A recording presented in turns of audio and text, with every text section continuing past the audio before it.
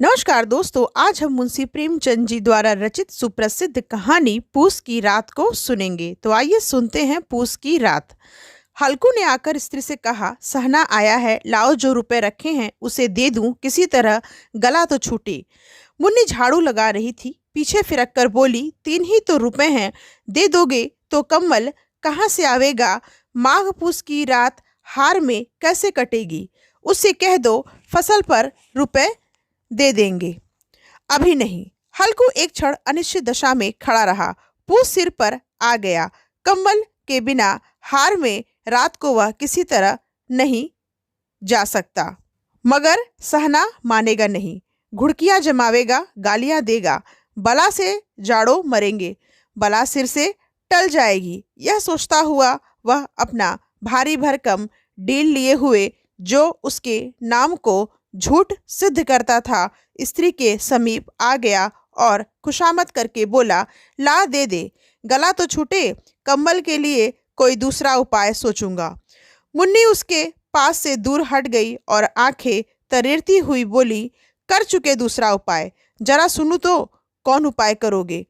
कोई खैरात दे देगा कम्बल, न जाने कितनी बाकी है जो किसी तरह चुकने ही नहीं आती।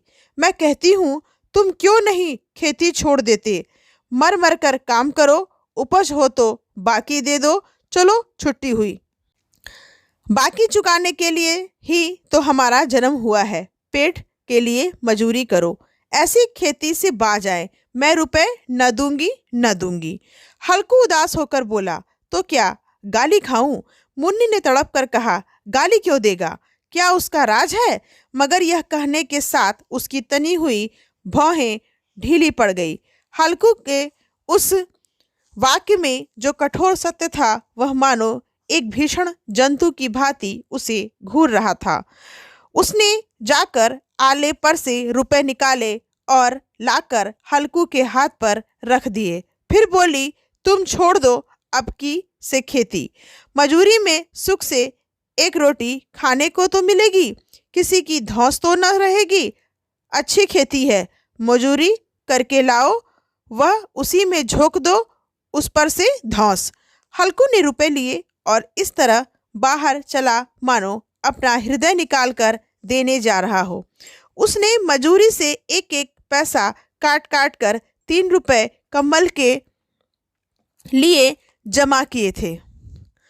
वह आज निकले जा रहे थे। एक एक पग के साथ उसका मस्तक अपनी दीनता के भार से दबा जा रहा था। पूस की अंधेरी रात, आकाश पर तारे ठिठुरते हुए मालूम होते थे। हल्कू अपने खेत के किनारे ऊख के पत्तों की एक छतरी के नीचे बांस के खटोले पर अपनी पुरानी गाढ़े की चादर ओढ़े काँप रहा था। खाट के नीचे उसका संगी कुत्ता जबरा पेट में मुंह डाले सर्दी से कू कू कर रहा था। 2 में से एक को भी नींद न आती थी। हल्कू ने घुटनियों को गर्दन में चिपकाए हुए कहा, क्यों जबरा, जाड़ा लगता है? कहता तो था घर में पुआल पर लेट रह, तो यहाँ क्या लेने आए थे? अब खाओ, ठंड में मैं क्या करूं? जानते थे मैं यहाँ हलवा पूरी खाने आ रहा हूँ। दौड़े दौड़े आगे आगे चले आए, अब रो नानी के नाम को। जबरा ने पड़े पड़े दुम हिलाई और अपनी कूकू को दीर्घ बनाता हुआ एक बार जम्हाई लेकर चुप हो गया। उसकी स्वान बुद्धि ने शायद ताड़ लिया, स्वामी को मेरी कूकू से नींद नहीं आ रही है। हल्कू ने हाथ निकालकर जबरा की ठंडी पीठ सहलाते हुए कहा, कल से मत आना मेरे साथ, नहीं तो ठंडे हो जाओगे। यह राण पछुआ न जाने कहाँ से बर्फ लिए आ रही है। उठूं फिर एक चिलम भरूं, किसी तरह रात तो कटे। 8 चिलम तो पी चुका, यह खेती का मजा है। और एक एक भगवान ऐसे पड़े हैं जिनके पास जाड़ा जाए तो गर्मी से घबराकर भागे। मोटे मोटे गद्दे, लिहाफ, कम्बल। मजाल है कि जाड़े का गुजर हो जाए, तकदीर की खूबी है। मजूरी हम करें, मजा दूसरे लूटे। हल्कू उठा और गड्ढे में से जरा सी आग निकालकर चीलम भरी। जबरा भी उठ बैठा। हल्कू ने चीलम पीते हुए कहा, पिएगा चीलम? जाड़ा तो क्या जाता है, जरा मन बहल जाता है। जबरा ने उसके मुंह की ओर प्रेम से छलकती हुई आंखों से देखा। हल्कू, आज और जाड़ा खा ले, कल से मैं यहाँ पुआल बिछा दूंगा, उसी में घुसकर बैठना, तब जाड़ा न लगेगा। जबरा ने अगले पंजे उनकी घुटनियों पर रख दिए और उसके मुंह के पास अपना मुंह ले गया। हल्कू को उसकी गर्म सांस लगी। चिलम पीकर हल्कू फिर लेटा और निश्चय करके लेटा कि चाहे कुछ हो, अब की सो जाऊंगा। पर एक ही क्षण में उसके हृदय में कंपन होने लगा। कभी इस करवट लेटता, कभी उस करवट पर। जाड़ा किसी पिशाच की भांति उसकी छाती को दबाए हुए था। जब किसी तरह न रहा गया तो उसने जबरा को धीरे से उठाया और उसके सिर को थपथपाकर उसे अपनी गोद में सुला लिया। कुत्ते की देह से न जाने कैसी दुर्गंध आ रही थी, पर वह उसे अपनी गोद से चिपटाए हुए ऐसे सुख का अनुभव कर रहा था जो इधर महीनों से उसे न मिला था। जबरा शायद समझ रहा था कि स्वर्ग यही है, और हल्कू की पवित्र आत्मा में तो उस कुत्ते के प्रति घृणा की गंध तक न थी। अपने किसी अभिन्न मित्र या भाई को भी वह इतनी ही तत्परता से गले लगाता। वह अपनी दीनता से आहत न था जिसने आज उसे इस दशा को पहुंचा दिया। नहीं, इस अनोखी मैत्री ने जैसे उसकी आत्मा के सब द्वार खोल दिए थे और उसका एक एक अणु आकाश से चमक रहा था। सहसा जबरा ने किसी जानवर की आहट पाई। इस विशेष आत्मीयता ने उसमें एक नई स्फूर्ति पैदा कर दी थी जो हवा के ठंडे झोंकों को तुच्छ समझती थी। वह झपट कर उठा और छतरी के बाहर आकर भूखने लगा।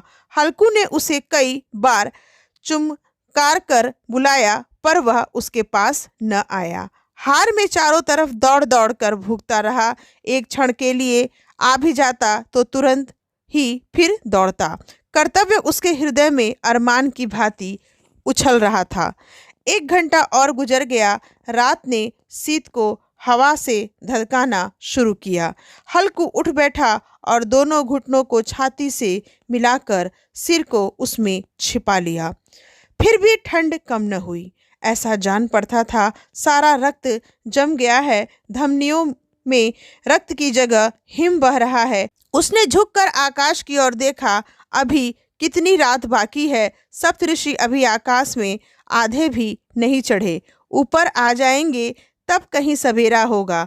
अभी पहर भर से ऊपर रात है। हल्कू के खेत से कोई 1 गोली के टप्पे पर आमों का बाग था। पतझड़ शुरू हो गई थी। बाग में पत्तियों का ढेर लगा हुआ था। हल्कू ने सोचा, चलकर पत्तियां बटोरूं और उन्हें जलाकर खूब तापूं।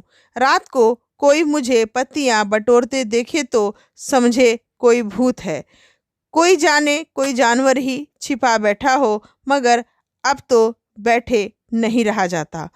उसने पास के अरहर के खेत में जाकर कई पौधे उखाड़ लिए और उनकी एक झाड़ू बनाकर हाथ में सुलगाता हुआ उपला लिए बगीचे की तरफ चला। जबरा ने उसे आते देखा तो पास आया और दुम हिलाने लगा। हल्कू ने कहा, अब तो नहीं रहा जाता जबरू, चलो बगीचे में पत्तियां बटोर कर तापें। टाठे हो जाएंगे तो फिर आकर सोएंगे, अभी तो रात बहुत है। जबरा ने कू कू करके सहमति प्रकट की और आगे आगे बगीचे की ओर चला। बगीचे में खूब अंधेरा छाया हुआ था और अंधकार में निर्दय पवन पत्तियों को कुचलता हुआ चला जाता था। वृक्ष से ओस की बूंदें टप टप नीचे टपक रही थीं। एकाएक एक झोंका मेहंदी के फूलों की खुशबू लिए हुए आया। हल्कू ने कहा, कैसी अच्छी महक है जबरू, तुम्हारी नाक में भी सुगंध आ रही है। जबरा को कहीं जमीन पर एक हड्डी मिल गई थी, उसे चिचोड़ रहा था। हल्कू ने आग जमीन पर रख दी और पत्तियां बटोरने लगा। जरा देर में पत्तियों का एक ढेर लग गया।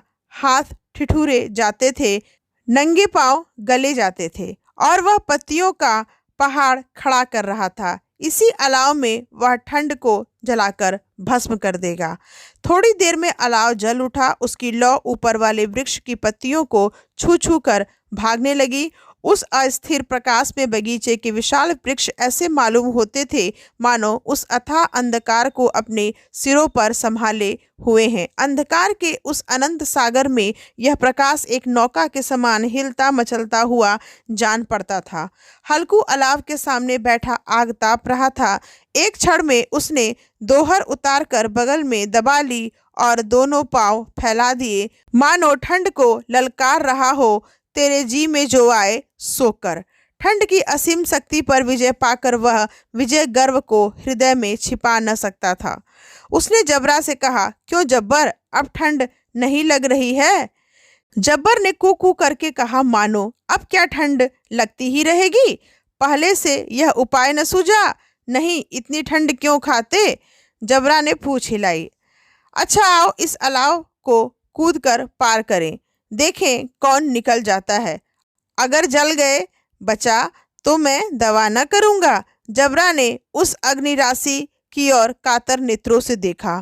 मुन्नी से कल न कह देना, नहीं तो लड़ाई करेगी। यह कहता हुआ वह उछला और अलाव के ऊपर से साफ निकल गया।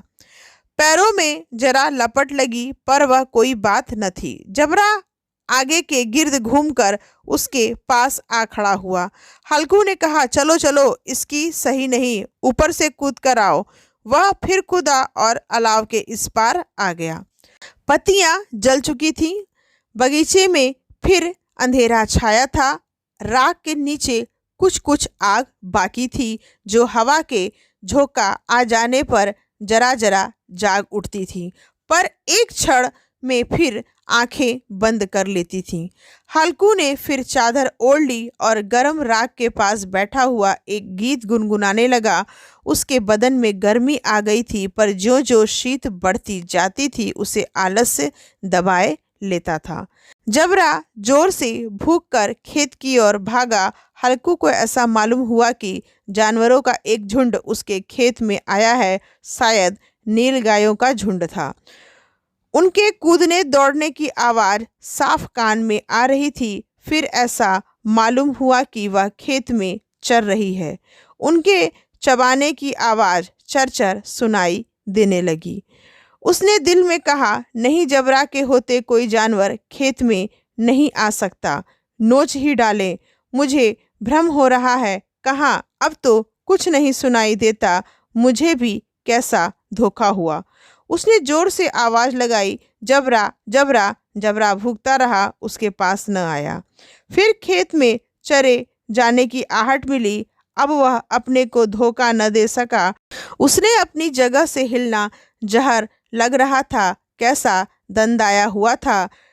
इस जाड़े पाले में खेत में जाना, जानवरों के पीछे दौड़ना असूझ जान बैठा पड़ा। वह अपनी जगह से न हिला। उसने जोर से आवाज लगाई, लीहो लीहो लीहो। जबरा भूख उठा। जानवर खेत चर रहे थे। फसल तैयार है। कैसी अच्छी खेती थी, पर ये दुष्ट जानवर उसका सर्वनाश किए डालते हैं। हल्कू पक्का इरादा करके उठा और 2-3 कदम चला, पर एकाएक हवा का ऐसा ठंडा चुभने वाला बिच्छू के डंक का सा झोंका लगा कि वह फिर बुझते हुए अलाव के पास आ बैठा और राख को अपनी ठंडी देह को गरमाने लगा। जबरा अपना गला फाड़े डालता था। नील गाय खेत का सफाया किए डालती थी और हल्कू गरम राख के पास शांत बैठा हुआ था। आग कर्मण्यता ने रस्सियों की भांति उसे चारों तरफ से जकड़ रखा था। उसी राख के पास गरम जमीन पर वह चादर ओढ़कर सो गया।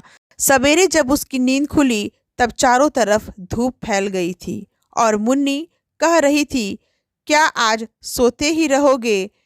तुम यहाँ आकर रम गए और उधर सारा खेत चौपट हो गया। हल्कू ने उठकर कहा, क्या तू खेत से होकर आ रही है? मुन्नी बोली, हाँ, सारे खेत का सत्यानाश हो गया। भला ऐसा भी कोई सोता है? तुम्हारे मड़ैया डालने से क्या हुआ? हल्कू ने बहाना किया, मैं मरते मरते बचा, तुझे अपने खेत की पड़ी है। पेट में ऐसा दर्द हुआ कि मैं ही जानता हूँ। दोनों फिर खेत की डाँड़ पर आए। देखा सारा खेत रौंदा पड़ा हुआ है और जबरा मड़ैया के नीचे चित लेटा है, मानो प्राण ही न हो। दोनों खेत की दशा देख रहे थे। मुन्नी के मुख पर उदासी छाई थी, पर हल्कू प्रसन्न था। मुन्नी ने चिंतित होकर कहा, अब मजूरी करके मालगुजारी भरनी पड़ेगी। हल्कू ने प्रसन्न मुख से कहा, रात की ठंड से यहाँ सोना तो न पड़ेगा।